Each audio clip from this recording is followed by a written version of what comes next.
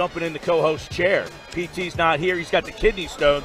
So I found Jay Glazer walking around with Fox and Bellator, and he's doing a whole bunch of the stuff, and we're going to kick it all off with Jay Glazer right now on the Sports Bash to get us going. Jay, welcome, man. Thank you, man. Appreciate it. Figure I should start with my roots, right? Jersey guy. Now, what part?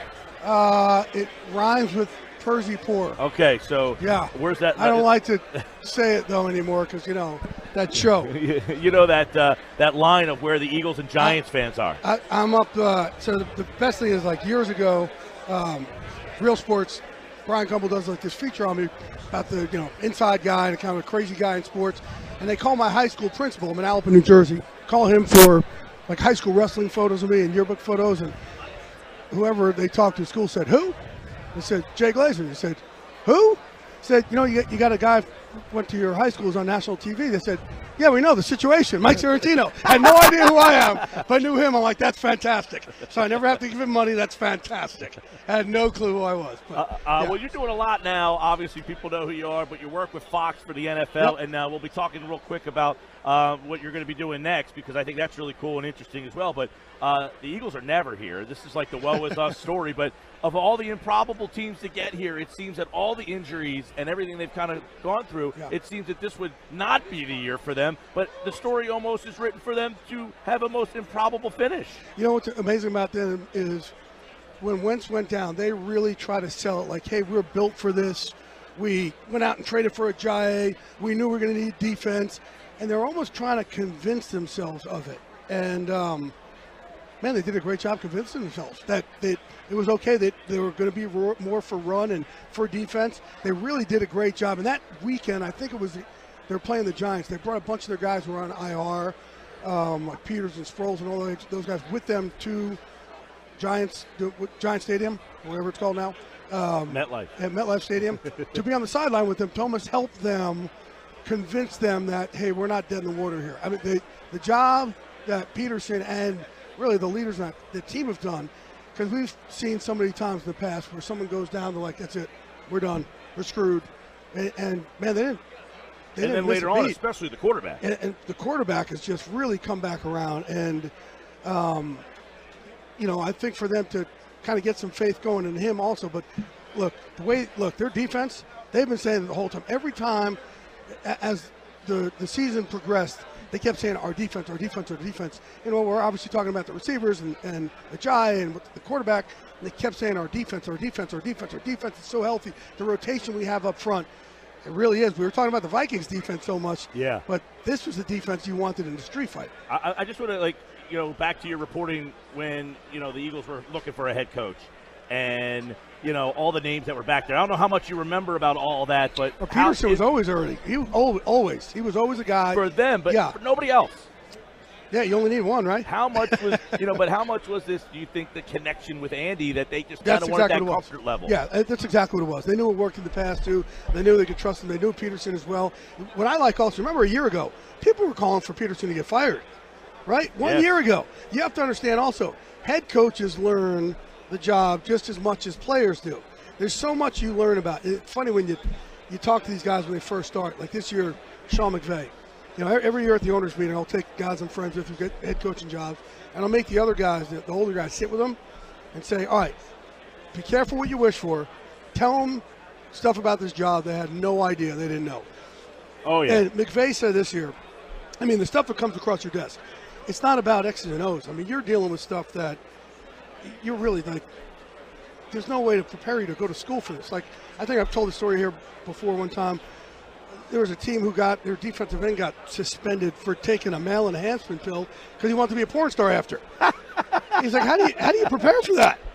Like, how do you possibly do that? But McVay this year, he's like, what happens with the job is you learn every secret about everybody and realize everybody's messed up. But we have to get our 53 corporations in the locker room for their messed upness to kind of work together. And that's what Peterson got, as he got, criticized more and more and more. Guy he never blinked, he never broke. Every time last year, people were criticizing different things, going on fourth down or, things, the way he was dinking and dunking. He just stayed with, you got to live and die with your brand, and he did. Well, we all think Belichick's number one. I don't know that there is a consensus number two, but Peterson can put his name in that. top area if he wins this game on Sunday. Number 2 what? All time? No. Right now. I was about to enter you in the Everybody Bellator just says, who's cage. the best coach? Who's the best coach in the league? It's Belichick. Well, who's number 2? Yeah, I think know. Peterson certainly has to be. I mean, what he's done, he's been fantastic. Again, I don't think we could minimize it or talk about enough. When you lose your MVP, to not miss a step and get stronger, 30 other teams, man, they would have gone downhill. Now, Bellator MMA is coming, and you are now working with them. Tell us a little bit about that. Yes, and I just watched the Bellator card, was it 2 weeks ago with Chael and Rampage. Yes, Son and Jackson, and I see Jackson's on this card too. Tell us a little about what you're doing and what's coming up. Oh, I see Rampage's face right there. Yeah, just because he fought Chael already. That's a turnaround pretty quick. So you remember, I did watch that fight the other night. It was great. Yeah, I was the first host of a national MMA show in America, and we did the Pride Fighting Championships on Fox Sports Net back in the day. Well, the Pride, that's going back. Right, and we used to have tournaments there. It was great. So Bellator, they've done a similar thing. They're doing a heavyweight Grand Prix, which is how Daniel Cormier really got his start. Also, these are great. You have legends, and from different generations. You got Fedor. Recognize all these You got Ryan Bader, who's the light heavyweight champ, who's I think Ryan's caused about 2 of my back surgeries. Rampage Jackson, Matt Mitrione, who was Strahan's backup with the Giants. He'll be on here in a couple minutes. Oh, dude, he's the best. He is hilarious. He's fighting Nelson. He's fighting Big Country Roy Nelson, who's also interesting because, Roy's a big, heavy dude. But when you touch his belly, it's like the fat's like behind the muscle. Like me. Because kind of like you. Well, no, I look at you and I kind of think, more like Schwarzenegger. But he has this big fat belly, but it's hard. It's like a weapon. It's ridiculous. But just, Frank Mir, who has more stoppages than anybody in the history of the UFC in the heavyweight division, has more wins than anybody in the history of the UFC in that division. He's now in Bellator also. And I just love it. I've been part of this MMA family for so long. You guys know I train a bunch of players for the Eagles. Train Lane Johnson, train Alshon Jeffrey. We've trained a ton of these guys. I'm like institutionalized by the sport, so I can have my my loves of my life or my fighting and my football and my family being part of Bellator. It's huge. Now this is Bellator 194, February 16th. It's in Mohegan Sun. Yeah, Mohegan Sun, near us in Atlantic City. It's on the new Paramount Network, which used to be Spike. Yep. And 9 o'clock. Make sure you guys tune in. Absolutely. We will, again, Matt Mitrione and Big Country Roy Nelson, you're never not going to be entertained by these guys. Tell us real quick about the MVP. MVP is merging vets and players. Myself and Nate Boyer, a couple years ago, I started a foundation where I'm taking former combat vets for when the uniform comes off and trying to get them to understand the uniform comes off being different is a good thing, not, oh man, I'm different. No, dude, you're different. Different is what leads to success. Yeah. And same with our football players or athletes, the uniform comes off and they're like, oh man, I used to play in the NFL. I'm like, no, dude, you play in the NFL.